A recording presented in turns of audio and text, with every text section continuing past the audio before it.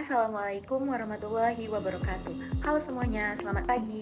Kami dari kelompok 5, saya sendiri Asri Nur Hadiza Rahman, Natasha, Rizkia Nurdiana, Rahmita Ayu, dan Indah Nabila ingin mempresentasikan hasil kerja kelompok kami, di mana kami mengangkat tema e-commerce untuk pengimplementasian data warehouse, di mana kami sendiri mengambil Tokopedia sebagai studi kasusnya.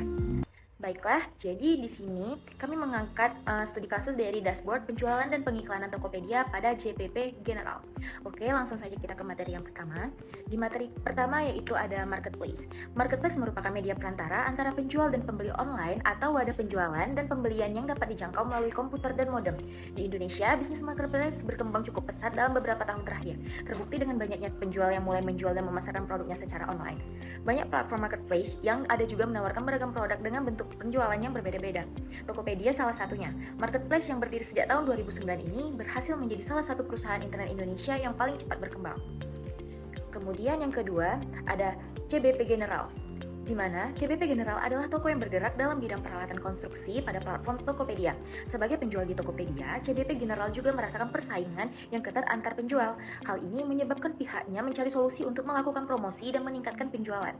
Salah satu cara yang digunakan CBP General untuk melakukan promosi online adalah membuat iklan di platform Tokopedia.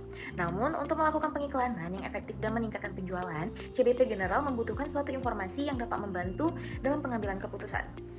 Karena keterbatasan data yang dapat disimpan dan diolah di Microsoft Excel membuat proses monitoring menjadi tidak efisiensi dan proses pelaporan memakan waktu lama hingga sampai ke pihak manajemen. Untuk itu diperlukan suatu alat yang dapat membantu dalam pengambilan keputusan dalam melakukan promosi pengiklanan. Solusi terbaik untuk mengatasi hal tersebut adalah dengan menerapkan business intelligence. Berikutnya ada Tokopedia. Tokopedia sendiri adalah marketplace yang berdiri sejak tahun 2009 dan Tokopedia ini berhasil menjadi salah satu perusahaan internet Indonesia yang paling cepat berkembang. Dan yang terakhir ada peran business intelligence. Peran business intelligence adalah untuk mengekstrak informasi yang dianggap penting bagi perusahaan karena dapat menyajikan atau memvisualisasikan data menjadi informasi yang berguna untuk mendukung keputusan. Visualisasi data adalah bantuan dalam memahami data yang diberikan dengan menempatkan konteks visual atau representasi grafis. Business intelligence dapat berubah sebuah dashboard. Dashboard adalah alat diagnostik yang dirancang untuk memberikan gambaran singkat kepada manajer yang sibuk tentang kinerja perusahaan. Aplikasi business intelligence sendiri diterapkan dalam tugas akhir ini adalah untuk dashboard dan menampilkan visualisasi penjualan dan pengiklanan. Berikutnya, metode perancangan akan dijelaskan oleh teman saya. Baik, sebelumnya terima kasih kepada Asri Nur Hadiza Rahma. Selanjutnya di sini saya akan menjelaskan mengenai metode penelitian. Nah, jadi untuk metode perancangan perangkat lunak yang digunakan dalam penelitian kali ini ialah menggunakan model prototype, di mana model prototype ini merupakan metode yang memungkinkan pengembang untuk membuat model perangkat lunak. Nah, jadi metode ini paling baik digunakan jika pelanggan tidak dapat memberikan informasi yang lengkap tentang kebutuhan yang mereka inginkan. Nah, di sini teman-teman dapat melihat pada gambar ini merupakan beberapa langkah-langkah yang dilakukan dalam proses penelitian. Yang pertama, langkah pertama itu dimulai dari mendengarkan pelanggan, di mana tujuan dari mendengarkan pelanggan ini adalah untuk menentukan KPI atau Key Performance Indicator. Nah, KPI ini adalah salah satu jenis pengukuran kinerja selain dari Performance Indicator ataupun PI dan Key Result Indicator ataupun KRI. Nah, KPI juga memungkinkan pengumpulan pengetahuan dan mengeksplorasi bagaimana cara terbaik untuk mencapai tujuan dari organisasi. Jadi metode yang digunakan untuk mendengarkan pelanggan dalam penelitian kali ini ialah akan dilakukan proses wawancara, di mana nantinya data dari hasil wawancara itu akan dikumpulkan dengan metode dokumentasi. Nah, selain itu, data yang digunakan dalam pembuatan dashboard ini juga berasal dari laporan penjualan dan laporan pengiklanan selama dari mulai bulan Januari sampai dengan bulan Desember tahun 2021.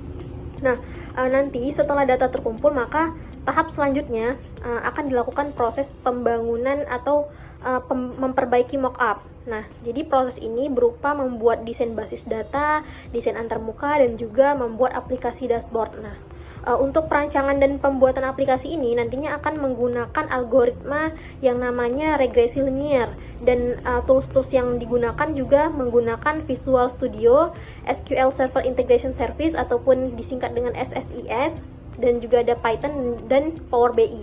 Nah, untuk Power BI ini merupakan aplikasi analitis untuk menganalisis data dan berbagai pengetahuan dalam bisnis. Nah, jadi Power BI ini juga memiliki integrasi cloud yang menawarkan kemampuan gudang data seperti persiapan data, penemuan data, dan dashboard interaktif.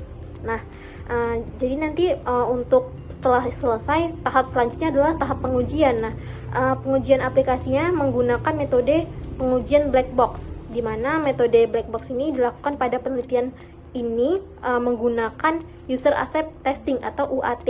Nah, UAT ini merupakan satu pengujian akhir dari suatu produk untuk mengecek bahwasannya sistem yang dibangun itu sudah sesuai atau belum dengan kebutuhan pengguna. Nah, nanti untuk hasil pengujiannya, jika dilihat hasil pengujiannya itu sudah sesuai, maka permintaan yang dibuat telah selesai. Namun nanti jika hasil pengujian tidak sesuai, maka proses akan diulang lagi dari mulai langkah pertama. Terima kasih Rizkia Nurdiana. Di sini saya akan melanjutkan slide berikutnya mengenai hasil dan pembahasan, di mana ada dua komponen, yaitu data dan tujuan. Dan di data sendiri, dashboard penjualan dan pengiklanan dari Tokopedia pada CDP General mengambil data penjualan dan pengiklanannya pada rentang waktu 1 tahun, di mana dimulai dari bulan Januari 2021 sampai Desember 2021.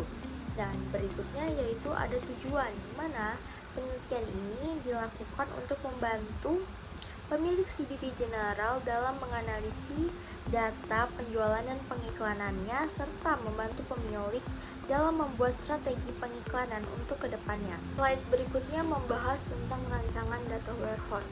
Di sini rancangan data warehouse sendiri memiliki yang namanya skema Snowflake.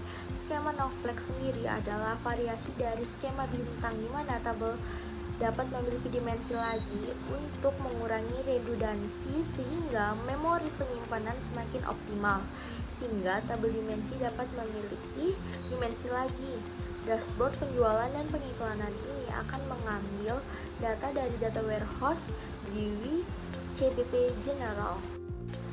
Sebelumnya saya ingin mengucapkan terima kasih kepada teman saya Natasha yang telah menjelaskan materinya. Selanjutnya saya akan menjelaskan materi yang ada pada gambar. Pada gambar terdapat rancangan data warehouse yang menggunakan skema Snowflake, dan terdapat tabel link product yang mempunyai primary key product ID yang berisikan kategori ID, name, buy price, dan sell price. Kemudian terdapat tabel link kategori yang mempunyai primary key kategori ID yang berisikan kolom name. Kemudian tabel dim date yang mempunyai primary key date ID yang berisikan date, day name, week of month, month name, and year. Dan pada tabel dim order terdapat primary key order ID yang berisikan order status. Kemudian pada tabel fake advertisement terdapat date ID, product ID, appear on top, click, sold, expense, and income. Kemudian pada tabel fake sales terdapat date ID, order ID, product ID, dan QTY. Kemudian pada tabel fake target terdapat date ID dan target. Selanjutnya saya akan menjelaskan tampilan dashboard. Pada bagian pertama, di mana bagian terdapat filter waktu yang bisa digunakan pengguna untuk menentukan waktu pengiklanan dan penjualan yang diinginkan.